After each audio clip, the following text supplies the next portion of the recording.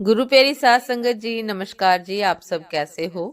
आशा करती हूँ बाबा जी के श्री चरणों में अरदास करती हूँ कि मालिक की कृपा से, निरंकार दातार की मेहरबानी से आप सब बहुत खुश होंगे, मौज बहार में होंगे और अवश्य ही भजन सिमरन में होंगे। साध संगत जी, मैं हाजिर हूँ आज आप सभी से एक बहुत ही खूबसूरत साखी साझा करने के लिए। उम्मीद करती हूँ ये साखी आप सभी को बहुत पसंद आएगी। तो साथ संगत जी, चलिए आइए समय ना गवाते हुए शुरू करते हैं जी। साथ संगत जी, बहुत पुराने समय की बात है। एक बड़े से समुद्र के बीचों बीच एक छोटा सा सुंदर टापू था। पुराने टापू पर मैदानों में हरी हरी घास थी और हर रंग के सुंदर फूल वहां उगते थे। फूलों की महक से सारा वातावरण महकता रहता था। वहां एक बहुत ही अच्छा राजा राज्य करता था। सभी की खुशी में वह खुश होता था और सबके दुखों को बांटकर कम करता था। हर वर्ष वहां राज्य के कुल देवता की पूजा की जाती थी और उसके लिए बगीचे के सबसे सुंदर फूल को चुना जाता था। यह चुनाव राजा करता था। पिछले कई वर्षों से बगीचे के सबसे सुंदर लाल गुलाब के फूलों को इसके लिए चुना जा रहा था। इसलिए गुलाब का पौधा बहुत ही घमंडी हो गया था। उसे लगता था कि वही एक है जो सब फूलों में सबसे सुंदर है। घमंड के कारण वह तितलियों और मधुमक्खियों को अपने फूलों पर बैठने भी नहीं देता था। यहाँ तक कि पक्षियों को अपनी डालियों के पास भी आने नहीं देता था। उसके ऐसे व्यवहार के कारण कोई तितली या पक्षी उसके पास आना ही नहीं चाहते थे।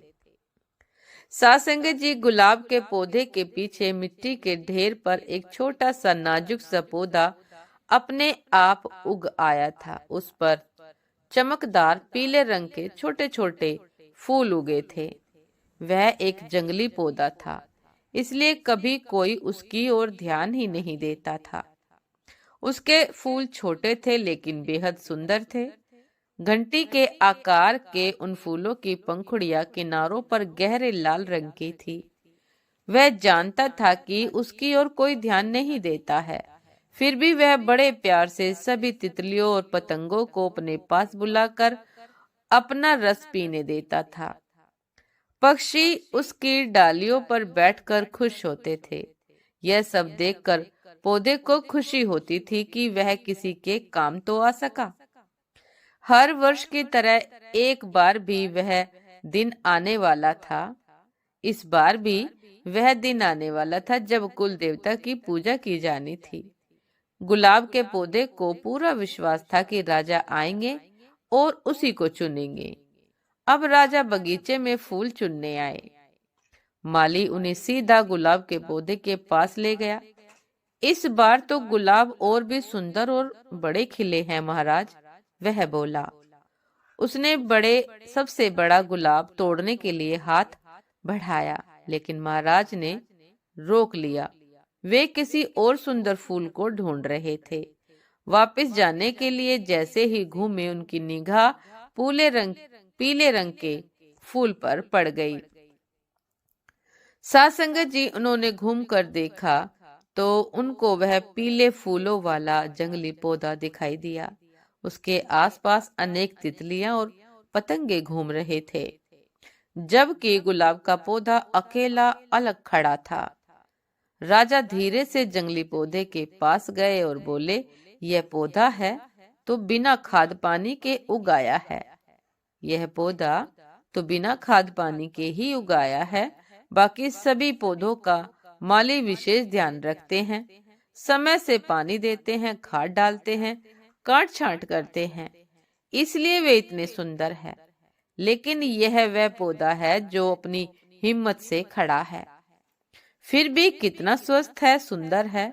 सबसे अच्छी बात यह है कि इसके अच्छे स्वभाव के कारण सभी तितलियां उसके पास आकर बेहद खुश हैं। साथ संगत जी, यही है सच्ची सुंदरता। इसलिए कुल देवता की पूजा के लिए मैं इस जंगली फूल को चुनता हूँ। राजा ने यह निश्चय किया। साथ संगत जी, सच्ची सुंदरता वह है जो सबको खुशी दे सके, सबके दुख का सुख का ख्याल करे, घमंड ना करे, अहंकार ना करे, किसी को नीचा ना दिखाए। तो साथ संगत जी, यह सच्ची सुंदरता हम सबके हृदय में आए। दासी दातार के चरणों में अरदास करती है कि हम सबके हृदय में भी वह भाव आए कि हम भी हर किसी को अपने पास बैठाएं, बुलाएं, आदर सत्कार दे, बातचीत करे, उनका दुख उनका सुख पूछे।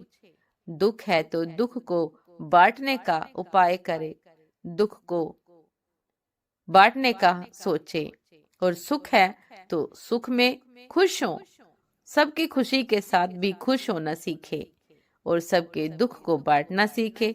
यही तो जीवन की सच्ची सुंदरता है।